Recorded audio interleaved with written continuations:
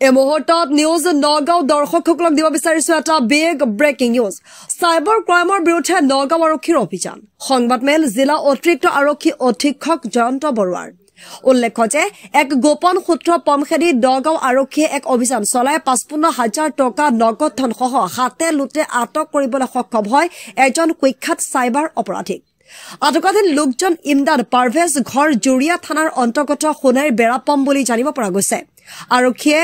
লোকজনৰ ঘৰত তালাচী চলাই এটা কেছ কাউণ্টিং মেচিন বহুকেইখন এটিএম কাৰ্ড তেখেতৰ নামত থকা বহুকেইখন পেন কাৰ্ড পাছবুক আৰু ৮,৩০,০০০ টকা নগদ ধন জব্দ কৰিবলৈ সক্ষম হয় আৰক্ষীয়ে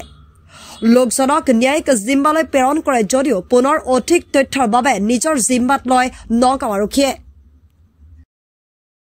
হয় কালি এটা আমাৰ সিক্ৰেট ইনফৰমেশ্যন আছিল যে এজন সাইবাৰ লগত জড়িত অপৰাধী তেখেতে যি সাইবাৰ ক্ৰাইমৰ যি প্ৰচিডছ যি মানে টকা সেই টকা ইয়াৰ এটা কেছ ডিপজিট মেচিনত তেওঁ ডিপজিট কৰিবলৈ আহি থকা বুলি এটা আমি গম পাইছিলোঁ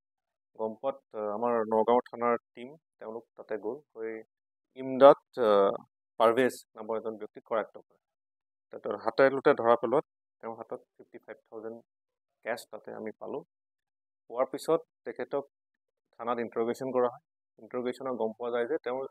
ঘৰ হৈছে জুৰিয়া সোণাই বেৰাপাম জুৰিয়া থানাৰ অন্তৰ্গত তেওঁৰ ঘৰত চাৰ্চ কৰা যায় চাৰ্চ কৰাৰ পিছত বিভিন্নজনক আপত্তিজনক বস্তু তাৰ পৰা ৰিকভাৰী কৰা হয় এটা কেছ কাউণ্টিং মেচিন বিভিন্ন তেওঁৰ এটিএম কাৰ্ডছ